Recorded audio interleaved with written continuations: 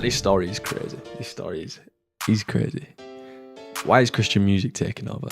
That's the question everyone's asking. Why is it taking over? With Forrest, Christian music artist, being bigger than Drake, can we now say that this is actually a fact? That Christian music is taking over.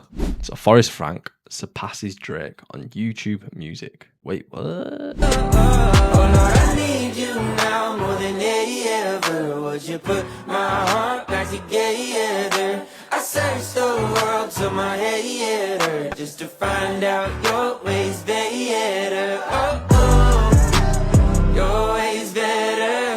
Oh, oh, your ways better.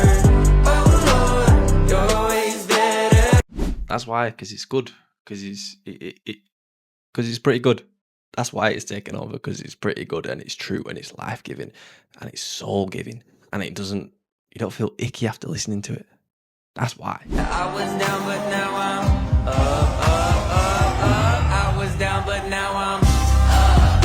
Yeah. Honestly, like serious note, why is Christian music taking over? Why is it punching above its weight, some would say? One, because I think people have decided to do Christian media and do Christian music and do Christian preaching and do Christianity and do church to a level of excellence. I think there is a spirit of excellence knocking around nowadays, which people look down on.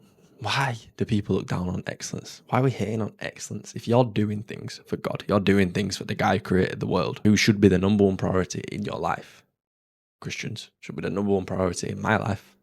Is the number one priority in my life. Shouldn't the thing you're called to do, for a start, shouldn't your daily life be led with excellence because you're representing something bigger than you? But number two, shouldn't the thing you're called to do for God, with God, even more so, want to be done with a level of excellence than if you're doing it for your boss? Some of us work harder at work than we do volunteering on a Sunday at church. Some of us put more effort into Monday to Friday than you do reading your Bible, understanding why we believe what we believe. Bring back the level of excellence, bring back the spirit of excellence. I'm all for it, and that is why things are happening. Because people are doing things better than the world. People are doing things just as good as, production-wise, the world does it. I don't know about you, but I think nowadays there's access to excess in multiple ways. There's access to excess in a way that we see everyone's lives on social media. We've seen the car crashes that have happened in young people who have blown up, had everything the world has to offer, and how's their life turned out? For a lot of people, not very well. You've seen people make millions and it not satisfy them. We've seen people get so much fame and it not satisfy them. We've seen people get everything they want, be so successful and it not satisfy them. And I think, in general, people have more access to excess. In the Western world especially. Like, if you have a smartphone, you're pretty wealthy. You have thousands of pounds worth of device, little computer in your hand that works. Like, there's this stat, right? If you live in a household on more than £60,000 a year, you're in the top 10% richest people in the world. And for reference, nowadays, the minimum wage in the United Kingdom is 23,000, rounding up £24,000 a year. So you have two people on a minimum wage income. What's that? £46,000 a year. If you have that and you do the maths, you're pretty close to being in the top 10% richest households in the world. Like, comprehend how much excess that we have and how much access that we have. And I think music used to be enticing. Secular music is enticing because it lets people live in a fantasy that they don't live. Talks about sex, talks about drugs, talks about wild living, talks about being rich, talks about everything that the flesh wants, and lets people sit in a place where they can fantasize over that and imagine that and feel like they're living in that world with that person. But because people have seen the outcomes, because people have more access to these things in general, because of the excess that we live in, I don't think it scratches the itch in the same way as I've got an itch in here. I also think we've gone so far, sexualizing the world, we've gone so far, the same money is everything, we've gone so far with the materialistic world that it's kind of desensitized people to it. Like, it's desensitized people to these crazy things that happen. Like, I don't see it exciting people in the way that I feel like it used to. Being the richest guy in the world, being the most famous guy in the world, like, I don't see it exciting people in the same way. So I think this Christian music has come with something, an alternative thing, which excites people. And it's kind of like the backwards effect of why did all those things used to excite people? Because they didn't have access to it. Why does Christian music excite people? Because it's different. It's actually not something new. We're actually, as Christians, you're regurgitating something that's been going on for the start of time. You're regurgitating scriptures and passages that would not ours and have been written 2,000 years, and people have preached everything and people have said everything you're probably going to say. But it's the truth. And it can be conveyed in unique ways. And ultimately, people are searching for that truth. Do you know what I mean? Like, you'll know people in your life.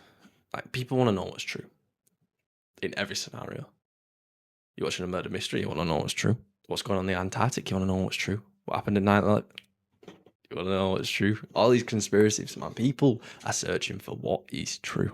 Everyone has that G-shaped hole, that God-shaped hole in their heart.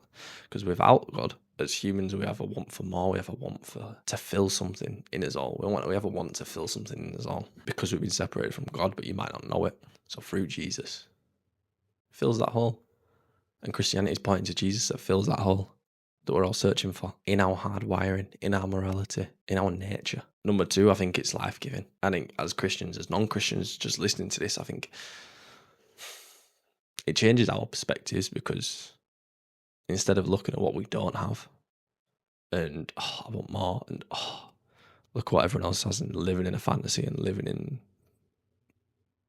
in a made-up world in your head and promoting all these crazy things that can't fill us, that can't fulfill us. Money, sex, power can't fulfill us.